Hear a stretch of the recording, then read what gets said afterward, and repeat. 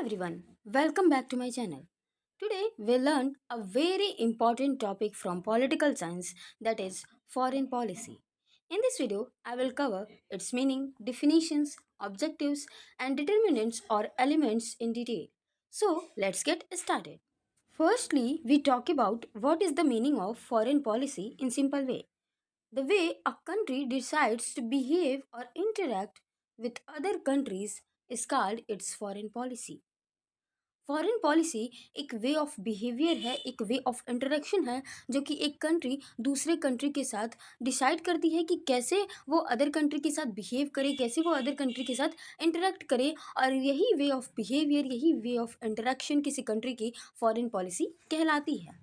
Foreign policy is the set of goals, strategies, and actions that a country, that is a government, uses to guide its relationship and interaction with other countries and international organizations. Foreign policies set of goals होते हैं किसी country के, strategies होती हैं, action होती है किसी country की, जो कि उस कंट्री के रिलेशनशिप और इंटरेक्शन किसी अदर कंट्री के साथ कैसे होंगे, और किसी अदर जो इंटरनेशनल ऑर्गेनाइजेशन है, कई सारे जो इंटरनेशनल लेवल पे इंटरनेशनल ऑर्गेनाइजेशन है उनके साथ उस स्पेसिफिक कंट्री का रिलेशनशिप कैसा होगा, ये डिसाइड करती है उस कंट्री की फॉरेन पॉलिसी, जो कि एक सेट ऑफ गोल्स होती है, स्ट्रेटजीज होती है, उनका एक्शन होता है, बिहेवियर होता है। In simple word, foreign policy is a set of plans and strategies made by a country to manage its relations with other nations. Foreign policy किसी कंट्री के सेट ऑफ प्लान्स होते हैं, strategies होती है जो कि किसी कंट्री के द्वारा बनाई जाती है अपनी रिलेशनशिप को मैनेज करने के लिए, दूसरे नेशन के साथ जो भी उनकी रिलेशन है उसको मैनेज करने के लिए जो कंट्री अपनी प्लान्स स्ट्रेटजीज को बनाती है वो होती है फॉरेन पॉलिसी। ये था सिंपल लैंग्वेज में फॉरेन पॉलिसी का meaning. Now let's talk about definitions of foreign policy. According to Hartman, a foreign policy consists decisions and actions which involve relations between one state and others. Foreign policy में decisions और actions involve होते हैं कई सारे country के, जो कि उन कंट्री के आपस में रिलेशन कैसे होंगे ये डिसाइड करता है। According to George Modelsky, foreign policy is the system of activities evolved by communities for changing the behavior of other states, that is country, and for adjusting their own activities to the international environment. George Modelski define करते हैं कि foreign policy एक system of activities होती है जो कि communities में international level पे जितनी भी कंट्रीज़ हैं उनके द्वारा, कम्युनिटी के द्वारा, कई सारी कंट्रियों के द्वारा इवॉल्व की गई होती हैं, डेवलप की गई होती हैं अदर कंट्री के बिहेवियर को चेंज करने के लिए। ये सिस्टम ऑफ एक्टिविटीज़ को अपनाया जाता है and for adjusting their own activity to the international environment, और इंटरनेशनल इन्वायरमेंट पे अपनी खुद की जो एक्टिविटी है उसको एडजस्ट करने के लिए फॉरेन पॉलिसी को, जो कि एक सिस्टम ऑफ एक्टिविटीज़ है, वो किसी कंट्री के द्वारा अपनाया जाता है, फॉलो किया जाता है, ताकि वो अपने एक्टिविटी को इंटरनेशनल लेवल पे, इंटरनेशनल इन्वायरमेंट पे एडजस्ट कर सके और अदर जो कंट्रीज़ हैं उनके बिहेवियर को अपने इंटरेस्ट के अकॉर्डिंग जो है चेंज कर सके, इन्फ्लुएंस कर सके। अगला है according to professor Charles Burton Marshall, foreign policy is the course of action undertaken by authority of a state, that is country, and intending to affect situations beyond span of its jurisdiction. Professor Charles define करते हैं कि foreign policy एक course of action है जो कि किसी authority of state के द्वारा अंडरटेक की जाती है, फॉलो की जाती है इस इंटेंशन के साथ कि वो अपने टेरिटरी, अपने जरिस्डिक्शन के बाहर की जो सिचुएशन है जो कि उस कंट्री को अफेक्ट करती हैं उसको इन्फ्लुएंस कर सके। इस एम के साथ जो है कोई कंट्री जो है किसी स्पेसिफिक कोर्स ऑफ एक्शन को फॉलो करती है, किसी स्पेसिफिक स्ट्रेटजीज को फॉलो करती है, और वो specific course of action, strategies, activities foreign policy कहलाती है उस कंट्री की। Now let's talk about objectives और aims of foreign policy. Means foreign policy की क्या ऑब्जेक्टिव हैं, क्या पर्पस है, क्यों कोई कंट्री किसी स्पेसिफिक फॉरेन पॉलिसी को अपनाती है, क्यों किसी कंट्री को जो है इंटरनेशनल लेवल पे अपनी एक्टिविटीज़ को एडजस्ट करना पड़ता है, इसके क्या पर्पस हैं कि कोई कंट्री जो है स्पेसिफिक एक्टिविटी को करती है इंटरनेशनल लेवल पे, तो ये हम समझते हैं। Every country has its own specific goal, but generally, countries pursue foreign policy for similar big reason. हर एक कंट्री के अपने अपने स्पेसिफिक गोल होते हैं, किसी स्पेसिफिक फॉरेन पॉलिसी को लेकर, किसी स्पेसिफिक एक्टिविटी क्यों करती है कोई कंट्री, उसके अपने स्पेसिफिक गोल होते हैं। But generally countries pursue foreign policy for similar big reason, but कुछ कुछ ऐसे ही बिग रीजन है, कुछ ऐसे बिग पर्पज हैं, ऑब्जेक्टिव हैं, जिसके लिए कंट्रीज जो है, कई सारी मोस्ट ऑफ द कंट्रीज जो हैं फॉरेन पॉलिसी को फॉलो करती है। These purpose are as follow, ये पर्पज इस प्रकार है, हम लोग एक एक करके देखते हैं। तो पहला है नेशनल सिक्योरिटी, राष्ट्रीय सुरक्षा। It is the top priority, किसी भी कंट्री की ये टॉप प्रायोरिटी होती है कि वो पहले अपने नेशन को सिक्योर करे। It means protecting the country from external threat like war, terrorism, cyber attacks and ensuring the safety and wellbeing of its citizens. Means कोई कंट्री फॉरेन पॉलिसी इसलिए अपनाती है ताकि वो अपने कंट्री को जो एक्सटर्नल थ्रेट हैं, बाहरी थ्रेट हैं, जैसे कि वॉर, टेररिज्म, साइबर अटैक, इन सब से प्रोटेक्ट कर सके, और यहाँ तक कि अपने सिटीजन्स की भी वेल बींग मीन्स भलाई और सेफ्टी को इंश्योर कर सके। ये जो है मेन और मोस्ट इम्पॉर्टेंट पर्पज़ है फॉरेन पॉलिसी का। अगला है economic prosperity and development. Countries aim to improve their economy and the living standard of their people. This involves promoting trade, attracting investment, and securing resources. कई सारी countries हैं जो कि अपनी इकोनॉमी को डेवलप करना चाहती हैं, इम्प्रूव करना चाहती हैं, और अपने उनके जो सिटीजन्स हैं, उनकी जो पॉपुलेशन है, उनकी लिविंग स्टैंडर्ड को जो है बेहतर करना चाहते हैं, जिस कारण वो एक स्पेसिफिक एक्टिविटीज़ को अपनाते हैं, उनका एक स्पेसिफिक फॉरेन पॉलिसी होता है। दिस इन्वॉल्व प्रमोटिंग ट्रेड, वो अपने अपने यहाँ के ट्रेड को प्रमोट करते हैं, फॉरेन जो भी इन्वेस्टमेंट होते हैं उसको अट्रैक्ट करने की कोशिश करते हैं, और यहाँ तक कि अपने यहाँ की जो उनकी रिसोर्सेज होती हैं उसको भी सिक्योर करते हैं, ताकि उनका जो है इकोनॉमिक प्रॉस्पेरिटी और डेवलपमेंट का जो पर्पज़ है वो फॉरेन पॉलिसी के तहत कंप्लीट हो सके, फुलफिल हो सके। अगला है promotion of national interest and values. जो कई सारी कंट्रीज़ हैं जो फॉरेन पॉलिसी को इसलिए फॉलो करती हैं ताकि वो अपने नेशनल इंटरेस्ट को प्रमोट करना चाहती है, अपने वैल्यूज़ को प्रमोट करना चाहती है, अपने नेशनल इंटरेस्ट को अधिक से अधिक जो है फुलफिल करना चाहती हैं। Every country has certain values like democracy, human rights और अ पार्टिकुलर आइडियोलॉजी। हर एक कंट्री के अपने अपने वैल्यूज़ होते हैं, लाइक डेमोक्रेसी, ह्यूमन राइट्स, किसी कंट्री के अपने पार्टिकुलर आइडियोलॉजी होते हैं, and specific interest like protecting it's cultural heritage, maintaining regional stability.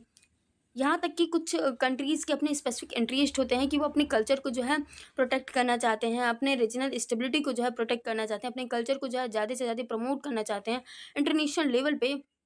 इस पर्पज़ के साथ भी वो अपनी फॉरेन पॉलिसी को जो है मैनेज करते हैं, अपनी जो एक्टिविटीज़ हैं फॉरेन पॉलिसी के तहत, वो इनसे भी इन सारे पर्पज़ से भी इन्फ्लुएंस होती है कि वो अपने नेशनल इंटरेस्ट और वैल्यूज़ को प्रमोट करना चाहते हैं। Foreign policy helps advance this, किसी कंट्री की जो कि अपने नेशनल इंटरेस्ट को और वैल्यूज़ को प्रमोट करना चाहता है, उसमें फॉरेन पॉलिसी जो है एक महत्वपूर्ण भूमिका निभाता है। अगला है maintaining regional and global piece and stability. Many countries believe that a peaceful and stable world is better for everyone, including themselves. They work to prevent conflict and solve international disputes peacefully. कई सारी countries का ये मानना है, कई सारी countries की जो फॉरेन पॉलिसी की एक्टिविटीज़ होती हैं इससे इन्फ्लुएंस रहती हैं कि वो एक पीसफुल और स्टेबल वर्ल्ड को इस्टेब्लिश करना चाहती हैं। वो अपनी रीजनल जो भी उनकी पीस है, जो भी अपनी उनकी कंट्री है, वो अब पूरे वर्ल्ड में जो है पीसफुल और स्टेबल जो है सिचुएशन को देखना चाहते हैं, जिस कारण उनकी एक स्पेसिफिक फॉरेन पॉलिसी होती है। लाइक इंडिया की फॉरेन पॉलिसी है नॉन अलाइनमेंट मूवमेंट, गुट निरपेक्ष की नीति जो है, वो इसी जो है पर्पज़ से जो है इंडिया की ये फॉरेन पॉलिसी है कि इंडिया जो है ग्लोबल लेवल पे पीस देखना चाहता है, शांति देखना चाहता है, स्टेबिलिटी देखना चाहता है, जिस कारण ये जो है कई सारी कंट्रीज़ का पर्पज़ होता है, एम होता है किसी स्पेसिफिक फॉरेन पॉलिसी को अपनाने का। कि मेनी कंट्रीज़ जो हैं, कई सारी कंट्रीज़ हैं जो कि ग्लोबल लेवल पे पीस और स्टेबिलिटी को देखना चाहते हैं, और ये जानते हैं, ये मानते हैं कि ये जो है सभी के लिए अच्छा होगा, उनके उनके अच्छा होने के साथ साथ पूरे वर्ल्ड के लिए बेहतर होगा कि वर्ल्ड लेवल पे जो है पीस रहे, स्टेबिलिटी रहे। They work to prevent conflict and solve international dispute peacefully. और वे कंट्री जो कि ये पर्पस चाहते हैं कि उनकी ग्लोबल पीस हो, स्टेबिलिटी हो, अपनी रीजनल पीस को मेंटेन रखना चाहते हैं, वो कंट्री क्या करते हैं, जो भी अदर कंट्रीज़ के बीच डिस्प्यूट होते हैं उनको जो है पीसफुली तरीके से रिजॉल्व करने की कोशिश करते हैं और यहाँ तक कि कन्फ्लिक्ट को भी प्रिवेंट करने की कोशिश करते हैं। अगला है increasing influence and Prestige, that is soft power. Prestige जो है एक सॉफ्ट पावर है जो कि अदर कंट्रीज़ के बिहेवियर को इन्फ्लुएंस करता है, चेंज करता है। और जो जिस कंट्री के पास प्रेस्टीज होता है, मीन्स इंक्रीजिंग इन्फ्लुएंस होता है, मीन्स उसकी एक सॉफ्ट पावर होती है, तो वो अदर कंट्री के बिहेवियर को जो है अपने इंटरेस्ट में इन्फ्लुएंस करता है, चेंज करता है। Countries want to be respected and have a say in global affairs. They can achieve this through diplomacy, cultural exchange and providing aid. जो प्रेस्टीज है, मीन्स दूसरी कंट्री को इन्फ्लुएंस करने का जो पावर है, जो सॉफ्ट पावर है किसी स्पेसिफिक कंट्री की, वो जो है डिप्लोमेसी, कल्चरल एक्सचेंज और उस किसी अदर कंट्रीज़ को जो है एड प्रोवाइड करा के, उसकी क्राइसिस के टाइम में एड प्रोवाइड करा के, ये जो है ये पावर को डेवलप किया जा सकता है। और इस पावर को पाने के लिए ही कई सारी कंट्रीज़ जो हैं एक स्पेसिफिक एक्टिविटीज़ को फॉलो करते हैं जो कि उनकी फॉरेन पॉलिसी के अंतर्गत आती है। अगला है protecting citizens abroad. Many countries have citizens who live and work in other part of the world. Foreign policy aims to protect their right and safety. कई सारी ऐसी कंट्रीज़ हैं जिनके सिटीजन जो हैं अदर कंट्री में, वर्ल्ड के other part में, अदर कंट्रीज़ में जो हैं रह रहे हैं, वहाँ पे जॉब कर रहे हैं, वर्क कर रहे हैं। और उस स्पेसिफिक कंट्री की जिसके सिटीजन जो हैं अदर कंट्री में जॉब कर रहे हैं, रह रहे हैं, मोस्टली जो है सभी कंट्रीज़ के जो हैं सिटीजन जो हैं किसी न किसी कंट्री में हैं ही। तो जो कंट्रीज़ हैं उनकी फॉरेन पॉलिसी जो है इस एम के साथ भी, उनकी फॉरेन पॉलिसी अफेक्ट होती है, वो इस एम के साथ भी अपने फॉरेन पॉलिसी को मेंटेन करते हैं, मैनेज करते हैं, ताकि उनके जो सिटीजन हैं उनके राइट का प्रोटेक्शन हो सके और उनकी सेफ्टी जो है इंश्योर हो सके। सो ये भी एक एम है किसी कंट्री के स्पेसिफिक फॉरेन पॉलिसी को फॉलो करने का। Now let's talk about determinants और elements of foreign policy। Means किसी कंट्री की फॉरेन पॉलिसी किन किन चीज़ों से अफेक्ट होती है, ये देखते हैं। The foreign policy of a country is determined by a number of elements. कई सारे ऐसे एलिमेंट्स हैं जो कि किसी कंट्री के फॉरेन पॉलिसी को जो है अफेक्ट करते हैं, डिटरमाइन करते हैं। Some important are as follow. यहाँ पे मैंने जो है कुछ इंपॉर्टेंट जो एलिमेंट हैं, जो डिटर्मिनेंट्स हैं, उसको मैंने यहाँ पे लिया हुआ है जो कि किसी स्पेसिफिक कंट्री के फॉरेन पॉलिसी को अफेक्ट करते हैं। तो पहला है geographical factor. A countries location, size, borders and natural resources influence it's foreign policy. किसी कंट्री की फॉरेन पॉलिसी जो है उस कंट्री की वर्ल्ड मैप में कहाँ उसका लोकेशन है, उसकी साइज क्या है, उसका बॉर्डर क्या है, उसके नेबर कंट्रीज़ कौन है, उसके नेचुरल रिसोर्सेज कौन है, इन सब चीज़ों पर डिपेंड होती है कि वो कंट्री किस प्रकार के फॉरेन पॉलिसी को जो है फॉलो करेगी। It is permanent. किसी कंट्री की जो ज्योग्राफी होती है वो परमानेंट होती है, मीन्स ज्योग्राफी को जो है चेंज नहीं किया जा सकता। उसमें हाँ किसी स्पेसिफिक टेरिटरी को, किसी स्पेसिफिक एरिया को जो अपने में मिलाया जा सकता है। वो जो है किसी उसका साइज जो है चेंज हो सकता है, लेकिन उसकी जो ज्योग्राफी रहेगी वो परमानेंट होती है। And stable factor underlying A state foreign policy, जो कि एक स्टेबल फैक्टर है जो कि किसी कंट्री की फॉरेन पॉलिसी को इन्फ्लुएंस करती है। अगला है historical and cultural factor. Past relationships, colonial history and cultural similarities or differences plays a big role। किसी कंट्री की फॉरेन पॉलिसी में उस कंट्री के किसी अदर कंट्री के साथ पास्ट में क्या रिलेशन रहे हैं, उस कंट्री की कॉलोनियल हिस्ट्री क्या है, उस कंट्री की अदर कंट्री के साथ क्या कल्चरल सिमिलैरिटीज़ हैं, क्या डिफरेंसेस हैं, ये सब भी उस स्पेसिफिक कंट्री की फॉरेन पॉलिसी को इन्फ्लुएंस करता है, एक बड़ा रोल निभाता है। The foreign policy of a country is a legacy of her history, which provide the guidelines for the foreign policy at the present। किसी कंट्री की जो फॉरेन पॉलिसी होती है वो उस कंट्री की हिस्ट्री की लिगेसी होती है, जो कि उसे एक गाइडलाइन प्रोवाइड करती है ताकि वो किस प्रकार की फॉरेन पॉलिसी को है प्रेजेंट टाइम पे फॉलो करे, ताकि उसका जो है सेल्फ इंटरेस्ट जो है फुलफिल हो सके, उसका डेवलपमेंट हो सके। अगला है national interest. Every foreign policy is design to serve the best interest of the country. हर एक कंट्री अपनी फॉरेन पॉलिसी को इस पर्पस के साथ, इस बात से इन्फ्लुएंस होकर बनाती है कि ज़्यादा से ज़्यादा जो है उसका जो है सेल्फ इंटरेस्ट जो है फुलफिल हो सके, जिस कारण नेशनल इंटरेस्ट जो है एक बिग डिटर्मिनेंट है किसी कंट्री की फॉरेन पॉलिसी को इन्फ्लुएंस करने का। अगला है natural resources. The natural resources includes food, minerals, oil, water resources, etc. that influence for that influence foreign policy of a country very much. Means किसी country की नेचुरल रिसोर्सेस क्या क्या है, वहाँ की food, minerals, oil, water resources कैसे हैं, ये सारी जो चीज़ें हैं, मीन्स जो नेचुरल रिसोर्सेज हैं किसी कंट्री की, वो उस कंट्री के फॉरेन पॉलिसी को जो है बहुत ही बड़ी मात्रा में और बहुत ही ज़्यादा इन्फ्लुएंस करती हैं। यहाँ पे फॉरेन पॉलिसी रहेगा, फॉरेन पॉलिसी। अगला है leadership and diplomacy. The decision of leaders and the skill of diplomats also affect foreign policy. किसी कंट्री की जो लीडर होते हैं उनकी जो डिसीजंस होते हैं और जो वहाँ के डिप्लोमेट्स होते हैं उनकी जो डिप्लोमेट्स की स्किल्स होती हैं, वो उस कंट्री की फॉरेन पॉलिसी को बहुत ही बड़ी मात्रा में अफेक्ट करते हैं, इन्फ्लुएंस करते हैं। Quality of diplomacy depends on clear conception of national goals. किसी कंट्री की जो क्वालिटी ऑफ डिप्लोमेसी होती है, वो उस कंट्री के जो क्लियर कंसेप्शन होते हैं, उस कंट्री के जो गोल्स होते हैं उससे अफेक्टेड होते हैं, उस पर डिपेंड करते हैं।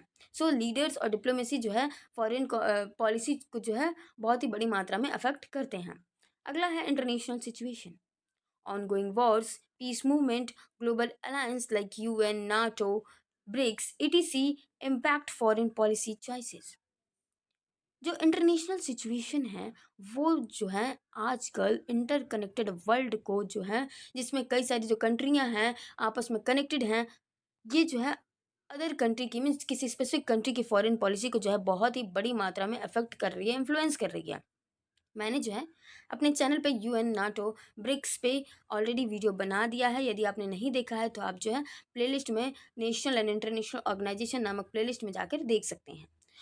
जो ग्लोबल अलायंस हैं, पीस मूवमेंट होते रहते हैं ग्लोबल लेवल पे, ऑन गोइंग वॉर्स हैं, ये किसी स्पेसिफिक कंट्री की फॉरेन पॉलिसी को, कोई स्पेसिफिक कंट्री किस प्रकार की फॉरेन पॉलिसी को अपनाएगा उसकी चॉइस को जो है काफ़ी बड़ी मात्रा में इम्पैक्ट करते हैं, इन्फ्लुएंस करते हैं। अगला है public opinion. People's view, media and political pressure sometimes influence foreign decision. किसी स्पेसिफिक कंट्री के जो पॉपुलेशन है, वहाँ के जो पीपल हैं उनका ओपिनियन क्या है, वहाँ की मीडिया का पॉलिटिकल प्रेशर कैसा है, ये सब चीज़ें भी जो हैं उस स्पेसिफिक कंट्री की फॉरेन डिसीजन यानी कि फॉरेन पॉलिसी को जो है इन्फ्लुएंस करते हैं, अफेक्ट करते हैं। अगला है economic strength. Rich and developed countries have more power to influence global decision. जो कंट्री रिच रहती है, डेवलप्ड रहती है, उस कंट्री की जो है इंटरनेशनल लेवल पे पावर जो है काफ़ी ज़्यादा होती है, जो कि अदर कंट्री के फॉरेन पॉलिसी को भी अफेक्ट करती है और इसकी जो बिहेवियर को भी जो है उस स्पेसिफिक कंट्री के प्रति कैसा उसका उस अदर कंट्री का बिहेवियर रहेगा उसको भी बहुत बड़ी मात्रा में इन्फ्लुएंस करती है। अगला है industrial development. The industrial development of a country also determines its foreign policy. किसी कंट्री का इंडस्ट्रियल डेवलपमेंट भी उस कंट्री की फॉरेन पॉलिसी को डिटरमाइन करता है। Great industrial power like USA, UK and Japan have been able to use foreign aid as an instrument of a foreign policy. जो कई सारे इंडस्ट्रियल पावर हैं वर्ल्ड लेवल पे लाइक यूएसए, यूके, जापान, वो अपने जो फॉरेन पॉलिसी के अंतर्गत फॉरेन एड को एक टूल के रूप में, एक इंस्ट्रूमेंट के रूप में अपनाते हैं ताकि वो अदर कंट्रीज़ के बिहेवियर को इन्फ्लुएंस कर सकें, चेंज कर सकें। सो इंडस्ट्रियल डेवलपमेंट भी किसी कंट्री के फॉरेन पॉलिसी को जो है बहुत बड़ी मात्रा में इन्फ्लुएंस करता है। अगला है military power. Countries with strong armies and weapons have more influence in international matters.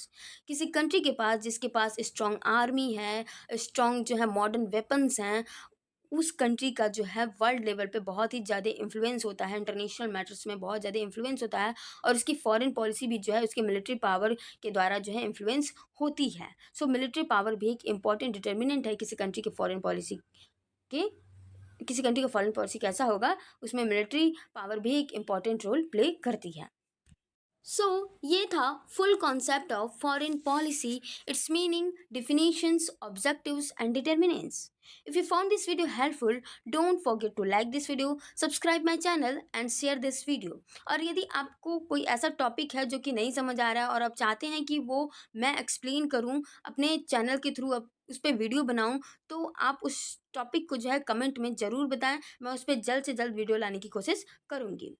So thanks for watching and keep supporting me.